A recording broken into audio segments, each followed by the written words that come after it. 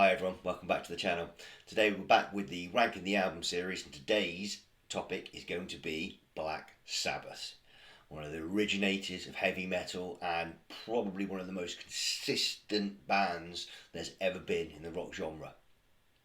I'm going to keep it to a top 10 because there are way too many. I think there's 18 or 19 albums in total, so I'm just going to keep it brief, concise, give you a couple of tracks from each album that I'd pick and the reasons why I like each album.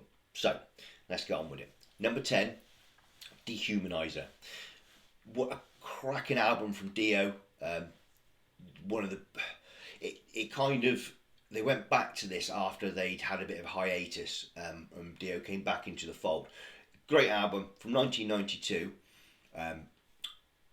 Not as strong as I'd liked it to have been, but there's a couple of great tracks on there. Computer God and Master of Insanity. They make up for the album's shortfalls, in my opinion, on that album. Absolutely cracking album. That's my number 10. Number 9, Born Again from 1983 was the basically the bastard child of a large drinking session with Ian Gillan, and just as the story goes, him and Tony Iommi went out, got drunk, and by the time he woke up in the morning, he joined Black Sabbath. Great tour, reasonable album. When they get it right on this, like Disturbing the Priest and Trashed, absolutely unbelievable. My only one thing would be is if they could have got the production right on this, it would have been way further up the list. It wasn't right how it was recorded. The sound engineer, however they got it wrong, they really got it wrong on this. But even so, it sounds great. But it's just that difference between going from 7.5 to 8 out of 10 to being a 9.5 out of 10, and going up there with some of Gillan's best and Iommi's best. Well, number 8 will be Volume 4 from 1972. Here we are back again with the classic lineup now. Supernaut, Snowblind, unbelievable. We don't need to say much more about those two songs. They really are cracking. Sticking with the same lineup, at number 7 would be Sabotage from 1975. This has one of my favourite tracks on of all of Sabbath stuff, in Symptom of the Universe.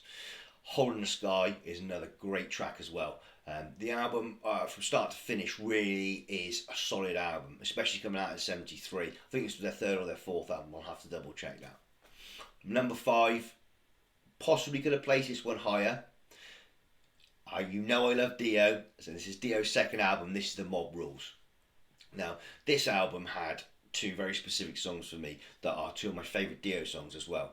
You had the Mob Rules, and then you had the epic Falling Off the Edge of the World, which I still put on now, and I still smile every single time I listen to that track. If you are firmly in the Aussie camp and it was only Aussie for you in Sabbath, listen to Falling Off the Edge of the World. I think that might change your mind. Number 4 from 1970, Paranoid.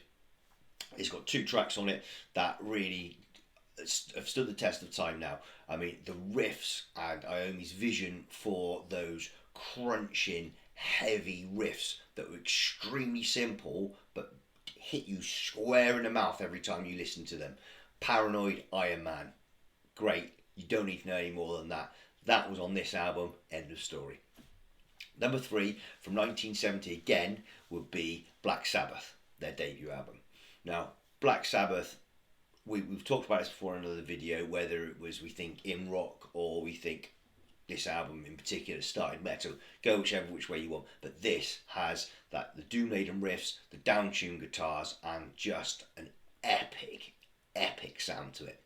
My picks for this album would be NIB, which might be my favourite Aussie track of all time. Not sure, but it'd be right up there, and Black Sabbath. Number 2, this is where I'm probably going to get you, Masters of Reality. Now, this is from 1971, so this came hot off the heels of Paranoid and Black Sabbath.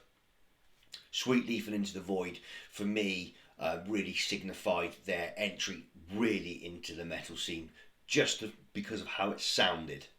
I think Iommi plays better on this. I think Ozzy sounds better. I think Wars and Butler sound better as well. I think really this is their shining album of what we call the classic lineup. My number 1, which also would be easily in my top 5 albums of all time by such a margin it wouldn't even be funny. This is when Ozzy left. They needed to replace a singer, and what a singer they replaced him with. Ronnie James bloody Dio. Now these two guys coming together, what you hear on this album, and I think you can't deny that in 1980 when this happened, Ozzy had left, and he left a very, very specific style of songwriting, and Iommi almost at the time became a little bit lax with how he was playing the guitar. Now you've got Dio coming from Rainbow, and the unbelievable fast technical guitar playing of Blackmore.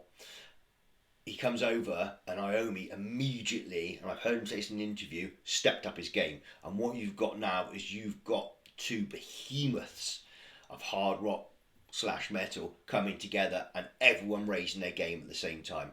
Dio's debut, Heaven and Hell, is just incredible all the way through. I don't think, apart from Rising, I don't think I've heard much better. You've got Rising, it's in that category of Rising in rock, Zeppelin 4, those in sort of that sort of sphere of albums, AC/DC, Highway to Hell, Sabbath, the Black Album, Metallica, the Black Album. It all sort of forms this part of just staples in hard rock history. I'm going to throw Appetite for Destruction in that as well. My 2 favourite tracks on there: Die Young, heavy, fast, in your face, great songwriting, great guitar work, and great drum performance from, because it's not too flashy, but it's straight and it's quick and it's fast and it's nasty, but without being too flashy. And the bass line is just like a tank coming straight at you. Love it, absolutely love it.